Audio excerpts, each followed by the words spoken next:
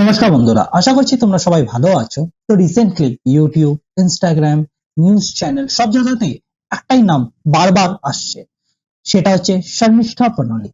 এই যে কন্ট্রোভার্সিটা, এটা একটা ফ্রিডম অফ স্পিচ নাকি একটা রিলিজিয়াস হেট? ইন্ডিয়া টুডের একটা আর্টিকেলের অনুযায়ী কলকাতা পুলিশ শর্মিষ্ঠা পানোলিকে অ্যারেস্ট করেছে কিছু অ্যাবিউসিভ ওয়ার্ডস ইউজ করার জন্য। সে অপারেশন সিন্দুরের সময় একটা ভাইরাল পোস্ট করেছিল, যার ফলে তাকে অ্যারেস্টও করা হয়েছে। এরপর ডাচের একজন মিনিস্টার বলছে যে শর্মিষ্ঠা পানোলির এই যে অ্যারেস্টটা কলকাতা পুলিশ করেছে, এটা পুরোপুরি আনকনস্টিটিউশনাল অ্যান্ড আনলফুল। আজকের এই ভিডিওতে আমরা পুরো ব্যাপারটাকে ডিটেলে বুঝবো, আর তার সাথে সাথে এখানে কলকাতা পুলিশের কি ইনভলভমেন্ট সেটাও দেখবো, আর তার সাথে ফ্রিডম অফ স্পিচ এর লিমিট কতটা সেটাও আমরা আজকের এই ভিডিওতে বুঝবো। তো প্রথমে এই যে শর্মিষ্ঠা পানোলি কন্ট্রোভার্সিটা, এটা আমাদেরকে দেখায় যে সোশ্যাল মিডিয়ার পাওয়ার কত, এন্ড তার সাথে সাথে সোশ্যাল মিডিয়াতে কতটা রিস্ক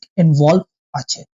এই যে কন্ট্রোভার্সিতে এখানে কিছু মানুষের রিলিজিয়াস সেন্টিমেন্টস হার্ট হয়েছে, এবং আমাদের freedom of expression, freedom of speech এর লিমিট কতটা তার উপরেও কিছু প্রশ্ন মার্ক তুলে ধরেছে। শর্মিষ্ঠা পানোলি এই যে ভাইরাল ভিডিওটা, এটা তার জন্য একটা ম্যাসিভ ব্যাকল্যাশ হয়ে দাঁড়িয়েছে। এখানে কিছু পলিটিক্স এন্ড রিলিজিয়াস অ্যাঙ্গেলও ইনভলভ হয়ে রয়েছে। তো প্রথমেই আমরা দেখে নিই কি শর্মিষ্ঠা পানোলি কে। শর্মিষ্ঠা পানোলি হচ্ছে একজন 22 বছরের ল স্টুডেন্ট, পুনে মহারাষ্ট্র থেকে। তার সাথে সাথেই সে একজন সোশ্যাল মিডিয়া ইনফ্লুয়েন্সারও, অ্যান্ড ইনস্টাগ্রাম এন্ড টুইটার পুরো মিলিয়ে তার 1,75,000-এর থেকেও বেশি ফলোয়ার্স আছে। তার মাইন্ডসেট একটু রাইট লিনিং সাইড বা রাইট উইং এর প্রতি, এবং সে তার ইনস্টাগ্রাম এবং টুইটারের মাধ্যমে পলিটিক্স এবং ন্যাশনালিজম রিলেটেড পোস্ট করে। সে প্রায় আমাদের দেশে অপোজিশন পার্টিস, বলিউড এবং পাকিস্তানের যে স্ট্যান্স আছে কাশ্মীরের উপরে, তার উপরে কিছু কন্টেন্টস ক্রিয়েট করে নিজের সোশ্যাল মিডিয়া হ্যান্ডেলসে। তো এবার কি হয়, আমরা সবাই জানি যে 14th মে 2025-এ পেহেলগামে পাকিস্তানের দ্বারাই একটা টেরর অ্যাটাক করানো হয়। তার রেসপন্সে ইন্ডিয়া অপারেশন সিন্দুর লঞ্চ করে, যেখানে পিওকে মানে পাকিস্তান অকুপাইড কাশ্মীরে যেসব টেররিস্ট বেসেস গুলো আছে সেগুলোকে টার্গেট করা হয়, এন্ড ইন্ডিয়ান আর্ম ফোর্সেস সেই টার্গেটস গুলোকে ডিস্ট্রয় করে। এরপরে পাকিস্তান এবং ইন্ডিয়ার সাইড থেকে লোকেরা নিজেদের স্টান্স দেয় এই অপারেশন সিন্দুর রিলেটেড, এবং তার রিলেটেড যত পোস্ট আছে এন্ড কমেন্টস নিজের সোশ্যাল মিডিয়া হ্যান্ডেলস এর থ্রু তারা সেটা করে। তার মাঝে একজন Pakistani social media influencer operation সিন্দুর এর সম্বন্ধে কিছু ভুলভাল মন্তব্য করে থাকে। তার রেসপন্সে শর্মিষ্ঠা পানোলি একটা ভিডিও রেকর্ড করে নিজের টুইটার হ্যান্ডেলে পোস্ট করে। এই অবধি ব্যাপারটা ঠিক ছিল, কিন্তু শর্মিষ্ঠা পানোলি ফার্দার ইসলাম ধর্মকে ক্রিটিসাইজ করে নিজের ভিডিওতে, এবং প্রফেট মুহাম্মদের উপরেও কিছু অপমানজনক কথাবার্তা বলে। এই ভাইরাল ভিডিওতে শর্মিষ্ঠা পানোলি ক্রিটিসাইজ করে এবং কোশ্চেন করে বলিউড সেলিব্রিটিসদের যে কেন তারা অপারেশন সিন্দুরের সময় আমাদের ইন্ডিয়ান আর্ম ফোর্সেস এর পাশে এসে দাঁড়ায়নি। তার সাথে সাথে ইন্ডিয়ান সোসাইটিতে সেকুলারিজমকে সে একটা হিপোক্রিটিক্যাল কনসেপ্ট বলে ডিক্লেয়ার করে, এন্ড ফার্দার সে ইসলামের ধর্মের প্রতি কিছু অপমানজনক কথাবার্তাও বলে থাকে। সেখানে সে আমাদের দেশে যে লিবারালস এবং মুসলিম কমিউনিটি আছে তাদেরকে একটা ডাবল স্ট্যান্ডার্ড গেম খেলারও আরোপ দেয়। এরপরে কিছুক্ষণ পরে সে এই ভিডিওটাকে ডিলিট করে দেয়, নিজে ভুলটা বুঝতে পারে সে, এবং সে একটা পাবলিক অ্যাপোলজির ভিডিও কিন্তু নিজের টুইটার এবং ইনস্টাগ্রাম হ্যান্ডেলের মাধ্যমে পাবলিশ করে। বাট অলরেডি তার এই ভিডিওটা ভাইরাল হয়ে গেল, এবং এরপর আসে শর্মিষ্ঠা পানোলির উপরে কিছু এফআইআরস। তো শর্মিষ্ঠা পানোলির উপরে মাল্টিপল এফআইআর ফাইল করা হয় মহারাষ্ট্র, দিল্লি এবং আমাদের দেশে আরো বিভিন্ন রাজ্যতে। বাট পার্টিকুলারলি একটা এফআইআর লঞ্চ করা হয় ওয়েস্ট বেঙ্গলের গার্ডেন রিচ পুলিশ স্টেশনে ওয়াজাদ খান একজন রশিদি ফাউন্ডেশনের মেম্বারের থ্রু। সেখানে সে এফআইআর এ কিছু চার্জেস লাগায় শর্মিষ্ঠা পানোয়ালির अगेंस्ट বলে সে যে এখানে Sharmishta Panoli religious sentiments of the Muslim কমিউনিটিকে হার্ট করে এবং তার সাথে সাথে সে হিন্দু আর মুসলমানের প্রতি একটা কমিউনাল ডিসহারমোনিও ক্রিয়েট করার চেষ্টা করে নিজের এই ভিডিও থ্রু। এরপর 28 মে 2025 কলকাতা পুলিশ শর্মিষ্ঠা পানোয়ালিকে তার গুরুগ্রামের বাড়ি থেকে অ্যারেস্ট করে কলকাতায় আনে এবং কোর্টে প্রেজেন্ট করার পর কোর্ট তাকে 4 দিনের জুডিশিয়াল কাস্টাডিতে রাখার আদেশ। কিন্তু এখানে যে কমপ্লেন লজ করেছে ওয়াজাদ খান, তার হিপোক্রেসিটাকে আমরা একবার দেখে নিই। সে কতটা হিপোক্রিটিক্যাল মানুষ। ওয়াজাদ খান আগেও পাস্টে আর এখনো নিজের সোশ্যাল মিডিয়া হ্যান্ডেলের থ্রু হিন্দু দেবী আর দেবতাদের প্রতি প্রচুর অপমানজনক পোস্ট করে থাকে। এই একটা পোস্ট যেমন সেখানে সে কামাখ্যা দেবী কে প্রতি অপমানজনক ভাষা ইউজ করছে এবং সেটাকে সে নিজের সোশ্যাল মিডিয়া হ্যান্ডেলে পোস্ট করেছে। তার সাথে সাথে এখানে আরো কিছু পোস্ট আছে যেখানে সে বারবার হিন্দু দেবী আর দেবতাদের অপমান করেছে। তার জন্য ওয়াজাদ খানের अगेंस्टेও কিন্তু মাল্টিপল এফআইআরস দেশের বিভিন্ন প্রান্তে কলকাতা, আসাম, দিল্লি, রাজস্থানের মতন স্টেটসেও ফাইল হয়। কিন্তু মজার ব্যাপারটা হচ্ছে যে এফআইআর তো ফাইল হয়ে গেল আর সবকিছুই হলো, কিন্তু কলকাতা পুলিশ ওয়াজাদ খানকে কিন্তু আনট্রেসেবল হিসাবে ডিক্লেয়ার করে দেয়। কলকাতা পুলিশ নাকি ওয়াজাদ খানকে খুঁজেই পাচ্ছে না। সেই ওয়াজাদ খান যে গার্ডেন রিচ পুলিশ স্টেশনে এসে নিজের কমপ্লেনও লজ করে আর এফআইআর কপিতে তাকে নিজের অ্যাড্রেসও দিতে হয়, ফোন নম্বরও দিতে হয়, সবকিছু দিতে হয়। কিন্তু এত কিছু দেওয়ার পরেও আমাদের কলকাতা পুলিশ ওয়াজাদ খানকে খুঁজে পাচ্ছে না। এই যে অ্যারেস্টটা হয়েছে, এখানে আমরা পুলিশের অ্যাকশনটাকে একবার দেখি। এখানে কলকাতা পুলিশ খুব প্রম্পট অ্যাকশন নেয়। কখন? যখন শর্মিষ্ঠা পানোয়ালিকে অ্যারেস্ট করার ব্যাপার আসে। সেই ক্ষেত্রে কলকাতা পুলিশ 380 কিলোমিটার দূর কলকাতা থেকে গুরুগ্রাম সেখানে গিয়ে শর্মিষ্ঠা পানোয়ালিকে অ্যারেস্ট করে কলকাতাতে এনে কোর্টে প্রেজেন্ট করে তাকে জুডিশিয়াল কাস্টাডিতে নেয়। বাট যখন কথাটা হলো ওয়াজাদ খানে, তখন কলকাতা পুলিশ এত প্রম্পট অ্যাকশন কিন্তু নিল না। কলকাতা পুলিশ একটা স্লো অ্যাকশনের দিকে এগোলো এবং তার ফলে কি হলো, ওয়াজাদ খানকে এখন কিন্তু আর খুঁজে পাওয়া যাচ্ছে না। হি ইজ অ্যান অ্যাবসকন্ড বা তাকে এখন কারেন্টলি আনট্রেসেবল। আর ইন পাস্ট অলসো অনেক পলিটিক্যাল লিডার্স যেমন সায়নী ঘোষ, মহুয়া মিত্র, এরাও কিন্তু প্রচুর অপমানজনক এবং ডিসগাস্টিং রিমার্কস পাস করেছে হিন্দু দেবী দেবতাদের প্রতি। কিন্তু সেই একই জিনিস, না পুলিশ না আমাদের কোর্ট কোনো অ্যাকশন নিয়েছে তাদের প্রতি। আরেকটা ব্যক্তি হুমায়ুন কবির, সে তো ওপেনলি থ্রেট দিচ্ছে, we will cut the Hindus and float them in the Ganges. আমরা হিন্দুদেরকে মারবো, মেরে ফেলবো, তাদের টুকরো টুকরো করে আমরা গঙ্গাতে ভাসিয়ে দেবো, এরকম স্টেটমেন্ট সে ওপেনলি দিচ্ছে পাবলিকে। কিন্তু তার প্রতিও প্রচুর এফআইআর ফাইল হয়, কিন্তু তার প্রতি কোনো অ্যাকশন নাই আমাদের Kolkata police.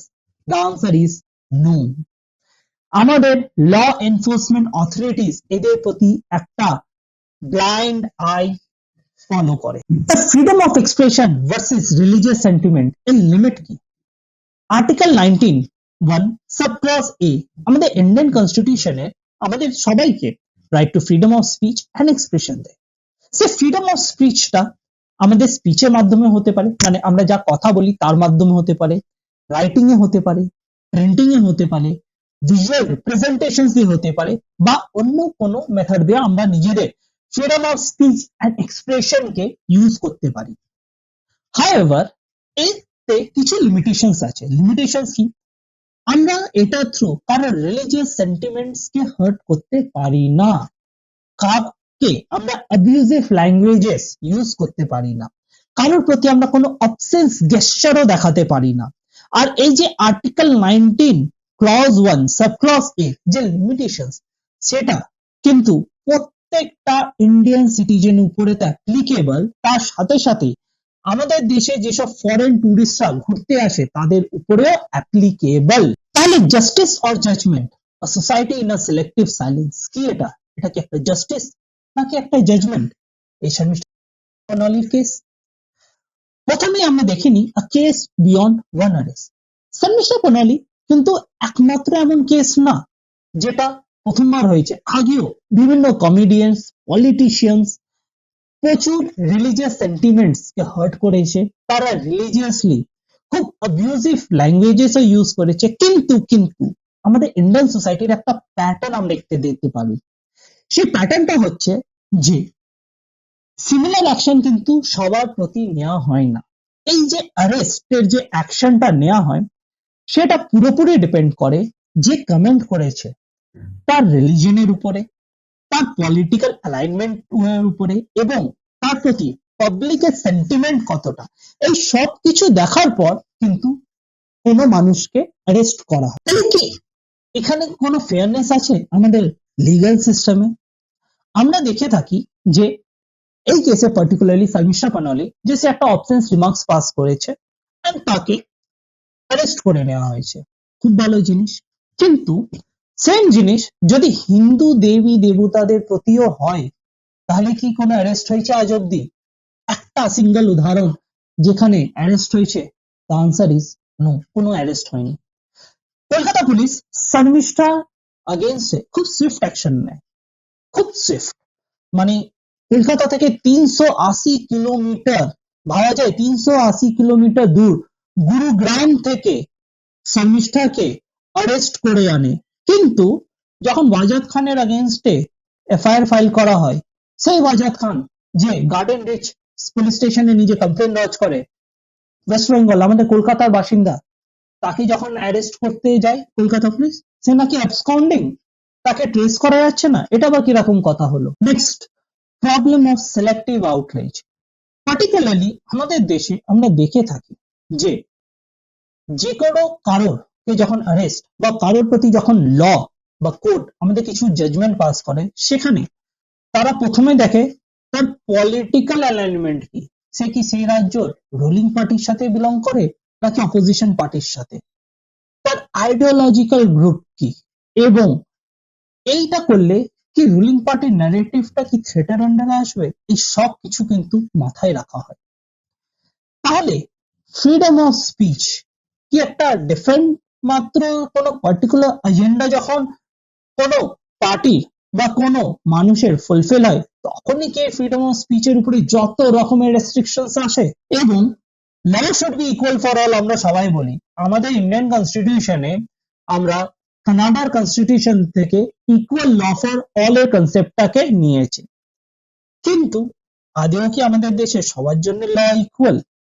Article 19 clause 1 sub ক্লজে আমাদের সবাইকে reasonable amount of freedom of speech and expression দেয়, এন্ড তার সাথে সাথে বলা হয় যেটা ইউনিফর্মলি মানে প্রত্যেক নাগরিকের উপরে সেম ভাবে লাগু, কোনো ডিসক্রিমিনেশন নেই। যা আমার ফ্রিডম অফ স্পিচ সেই ফ্রিডম অফ স্পিচ তোমারও, তোমার পাশের বাড়িরও সেম ফ্রিডম অফ স্পিচ। এবং আমাদের যে কোর্ট অফ ল মানে আমাদের যে ইন্ডিয়ান কনস্টিটিউশন বা আমাদের যে আইপিসি মানে ইন্ডিয়ান পেনাল কোডের যে ধারা, সেটাও কিন্তু পুরো দেশে সেম, এরকম না যে স্টেট টু স্টেট এটা ভ্যারি করে। কিন্তু প্র্যাকটিক্যালি কি আমাদের আইপিসি বা ইন্ডিয়ান কনস্টিটিউশন পুরো দেশে সমান? শর্মিষ্ঠা পানোয়ালির কিছু এই কন্ট্রোভার্সিটা হওয়ার কিছু মাস আগে মহারাষ্ট্র মুম্বাইতেও এমন একটা কন্ট্রোভার্সি হয়েছিল যে এখানে খাদিজা বলে এক মহিলা স্টুডেন্ট, সে সিংঘাট একাডেমি অফ ইঞ্জিনিয়ারিং এর স্টুডেন্ট, অপারেশন সিন্দুরের টাইমে কমেন্ট পাস করে, নিজের সেই সেম ভিডিও পোস্ট করে নিজের সোশ্যাল মিডিয়া হ্যান্ডেলসে, এন্ড সেখানে সে বলে যে অপারেশন সিন্দুরটা নাকি কোনো মিলিটারি অ্যাকশন ইন্ডিয়া টেররিজমের এগেইনস্টে না, এখানে এই অপারেশন সিন্দুরটা একটা হিন্দু টেররিজম, এটাকে সে একটা হিন্দুত্ব টেররিজমের অ্যাঙ্গেল দেওয়ার চেষ্টা করেছিল। সেখানেও তার ভিডিওটা ভাইরাল হয় এবং সেই ভিডিওটাকে টেক ডাউন করে নেয় এন্ড একটা পাবলিক অ্যাপোলজি ইস্যু করে।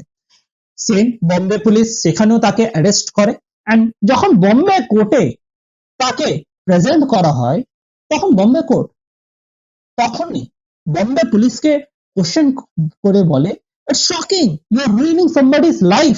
সে তো পাবলিকলি অ্যাপোলজি চেয়ে নিয়েছে, সে ভিডিওটাকে ডিলিট করে দিয়েছে, তো এত কিছু করার পরও তাকে অ্যারেস্ট করার কি মানে হয়? অ্যান্ড সেই স্টুডেন্টকে বম্বে হাইকোর্ট কিন্তু বেল গ্র্যান্ট করে দিয়েছে। কিন্তু সেম জিনিসই যখন শর্মিষ্ঠা পানোলির আগেনস্টে হলো, শর্মিষ্ঠা পানোলি একটা ভিডিও করলো, সেখানে সে খুবই ভুল মন্তব্য করেছিল একটা পার্টিকুলার কমিউনিটির আগেনস্টে, প্রফেট মোহাম্মদের আগেনস্টে, কিন্তু তারপরেও সে ভিডিওটাকে টেক ডাউন করে এবং তার সাথে সাথেই সে একটা পাবলিকলি একটা অ্যাপোলজিও দেয়। কিন্তু তার আগেনস্টে কি হলো? অ্যারেস্ট সে হলো। আর তারপর তারপর কলকাতা কোর্ট বলল যে না, এটা একটা কমিউনাল ডিসহারমনি ক্রিয়েট করার চেষ্টা হয়েছে তার ভিডিও থ্রু, অ্যান্ড সে নিজের freedom of expression and speech কে ঠিক করে ব্যবহার করেনি। অ্যান্ড তারপরে তাকে ইনিশিয়াল স্টেজে কিন্তু বেল গ্র্যান্ট করা হয়নি, তাকে বরঞ্চ জুডিশিয়াল কাস্টাডিতে পাঠায় আমাদের কলকাতা কোর্ট। তাহলে কি ইন্ডিয়ান কনস্টিটিউশন বা আইপিসি আমাদের পুরো দেশে কি সমানভাবে লাগু হচ্ছে, নাকি এটা একটা পার্টিকুলার ন্যারেটিভকে বোঝানোর জন্য বা একটা পার্টিকুলার ন্যারেটিভকে সাপোর্ট করার জন্য state to state Indian constitution আর ইন্ডিয়ান পেনাল কোডের ল চেঞ্জ হতে থাকে? A broken mirror of society. তাহলে কি আমরা এমন একটা সোসাইটি হতে যাচ্ছি যে হেটকে সিলেক্টিভলি টলারেট করে, যখন দরকার তখন হেট স্পিচ, কারণ রিলিজিয়াস সেন্টিমেন্ট হার্ট হলে সেটা আমরা টলারেট করে নেব, বা যখন কনভিনিয়েন্ট না তখন আমরা টলারেট করব না, এরকম কি আমরা হয়ে যাচ্ছি আমাদের সোসাইটি? আমাদের ল এনফোর্সমেন্টও দেখা যাচ্ছে খুবই পলিটিক্যালি ইনফ্লুয়েন্সড হচ্ছে। তাহলে কি লোকজন, আমাদের সাধারণ মানুষদের কি জাস্টিস পাওয়ার কি আর কোনো সম্ভাবনা আছে? আর একটা ফাইনাল কোশ্চেন তোমাদের জন্য, এই যে শর্মিষ্ঠা পানোলির কেস নিয়ে এত কিছু হচ্ছে, এটা কি ট্রুলি কোনো জাস্টিসিয়েবল অ্যাকশন, বা এটা কি ট্রুলি জাস্টিসের দিকে আমরা এগোচ্ছি, নাকি এটা একটা ওয়ার্নিং যে ফ্রিডম বা আমাদের ফান্ডামেন্টাল রাইটস কে আজ এই সময় ম্যানিপুলেট করার চেষ্টা করছে বিভিন্ন লোকেরা? ল হচ্ছে সবাইকে প্রোটেক্ট করার জন্য আর বাকিদের দোষীদের পানিশ করার জন্য, কিন্তু আজ আমরা ইন্ডিয়ান সোসাইটিতে কি সেম জিনিসটা হতে দেখছি? এরকম তো না যে কিছু জনদের সেম অফেন্সের জন্য পানিশ করা হচ্ছে, আবার কিছু জন যখন একই দোষ করছে তাকে আর পানিশ করা হচ্ছে না, তাকে এটাকে একটা জেনারেল জিনিস দেখে, একটা জেনারেল অপিনিয়ন বা জেনারেল ভিউ দেখিয়ে সেই জিনিসটাকে এড়িয়ে তাদেরকে ছেড়ে দেওয়া হচ্ছে। এটাই কি আমাদের দেশের ডেমোক্রেসি? এটাই কি ডেমোক্রেসি আমাদের দেশে? তো এইসব কিছু প্রশ্ন কিন্তু এই শর্মিষ্ঠা পানোলি কন্ট্রোভার্সি থেকে তৈরি হয়। আর আমাদের চ্যানেলে কিন্তু আমরা সবসময় সঠিক প্রশ্নটাই করব, because asking the right question matters in a democracy. তো এই ছিল আজকের ভিডিওটা তোমাদের কেমন লাগলো কমেন্ট করে কিন্তু অবশ্যই জানিও। যদি ভিডিওটা ভালো লেগে থাকে তাহলে একটা লাইক করে দিও আর চ্যানেলটাকে সাবস্ক্রাইব করো। তো দেখা হচ্ছে তোমাদের সাথে আবার একটা নতুন ভিডিওতে। জয় হিন্দ, জয় ভারত।